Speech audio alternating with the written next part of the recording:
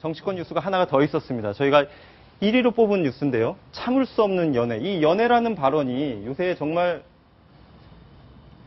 가뜩이나 냉랭한 네. 전국을 네. 급속도로 얼어붙게 만들고 있습니다. 어떤 내용입니까?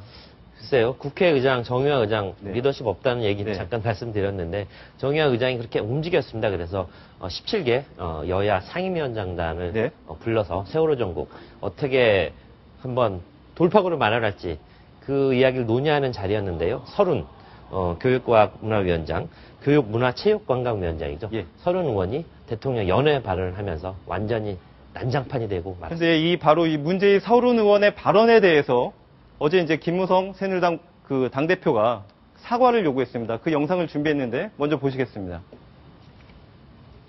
같은 그런 발언하면 안 되지. 어떻게 우리나라 대통령에게 그런 많은 논란거리를 제공하는 그런 발언을 갖다 함부로 할 수 있나.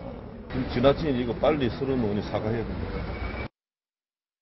김무성 대표 상당히 격앙된 모습인데 조금 반말투로 얘기하는 게 조금 거슬러졌을 텐데요. 네. 비공식적인 멘트를 따는 과정에서 그런 얘기가 왔다는 점, 그런 부분 좀 해명을 좀 드려야 될 것 같고요. 네. 어쨌든 버럭 김무성, 최근 화 많이 내는 장면 네. 보여집니다. 엊그저께는 씨름대회, 씨름협회 자리에 가서 입씨름을 하자 뭐 이런 얘기를 듣고서 또 한번 버럭했죠. 자, 김무성 대표 왜 저렇게 대통령 연애 발언을 해서 좀 격앙된 반응을 보여지는지를 정치적으로 좀 분석해 본다면요. 네. 최근에 김무성 대표 당청 관계에 좀 삐걱거린다는 얘기 많았습니다. 그리고 대통령 김기춘 비서실장에 대해서 세월호 전국 풀지 못하는 부분, 그다음에 7시간 논쟁에 대해서 제대로 대처하지 못한 부분에 대해서 굉장히 쓴소리를 많이 했는데요. 이번에는 대통령은 직접 좀 옹호해야 되겠다. 네. 대통령과의 당청 관계 이대로 계속 나빠져서는 본인에게도 득이 될 게 없다고 판단을 한 듯합니다. 그래서 아주 강한 어조로 서른 의원에 대해서 비판적인 얘기 내놨습니다. 문제의 그 서른 의원의 발언 못 들으신 분도 있을 것 같은데 저희가 준비를 했습니다. 먼저 한번 들어보시겠습니다.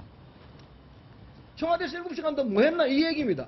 저는 생각한데 뭐 틀어놓고 얘기하겠습니다. 뭐 대통령이 연애했다는 얘기 거짓말이라고 생각합니다. 아닐 거라 생각합니다. 문제는 그게 아니라면 더 심각한 게 있습니다. 대통령께서 잠깐 얘기하겠습니다. 뭐 있다고 얘기를 해야 합니다. 언론만 공개다 비공개다. 제 말씀 들어보십시오. 결론 빨리 내서 그래. 공개다 비공개다 그만 하시란 말이에요. 이야기 들어보세요. 사태가 이렇게 나가니까 안 되는 거예요. 박근혜 대통령도 들을 길을 가지고 들으셔야 됩니다. 잠깐만 얘기합시다. 우리만 그렇게 닦고 있으면 얘기 될 거라 생각합니까? 너무너무 답답합니다. 물론 죄송합니다. 제가 소리치려 죄송합니다. 품위? 이건 품위를 지키는 최대한의 방법입니다. 박근혜 대통령을 공공한 입장에서 우리 보여드립시다. 박근혜 대통령의 얘기를 합니까? 지금 주변에서 만류를 하는데도 불구하고 네. 자기 고집을 꺾지 않고 계속해서 얘기를 하고 있습니다. 벌써 네. 상임위원장직 내려놔야 된다. 국회 네. 윤리위원회에 제소하겠다. 이런 강경한 발언들이 쏟아져 나오고 있는데 네. 서른 의원 앞으로 행보가 어떻게 될까요? 뭐 저 영상을 자세히 보시면 아시겠지만 공개된 자리, 네. 기자들이 카메라를 잔뜩 가지고 나온 자리에서 착심하고 발언했다는 그런 뉘앙스 확실하게 풍겨주고 있고요. 네. 서른 의원이 그렇게 빠져나갈 구멍은 만들었죠.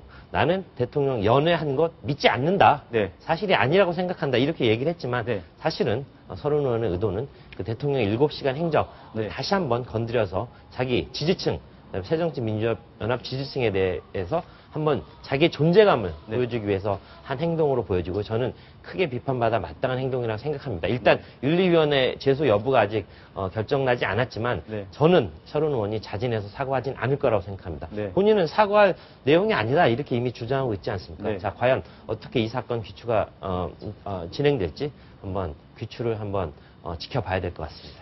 이 민생 법안이 처리가 되지 않아서 경제위기가 심화된다. 이런 지적 때문에 국회의장이 소집한 자리에서 저런 부적절한 발언을 한 게 과연 맞는지 한번 계속해서 이제 논란이 될 것 같은데 좀 더 지켜보셔야 될 것 같습니다.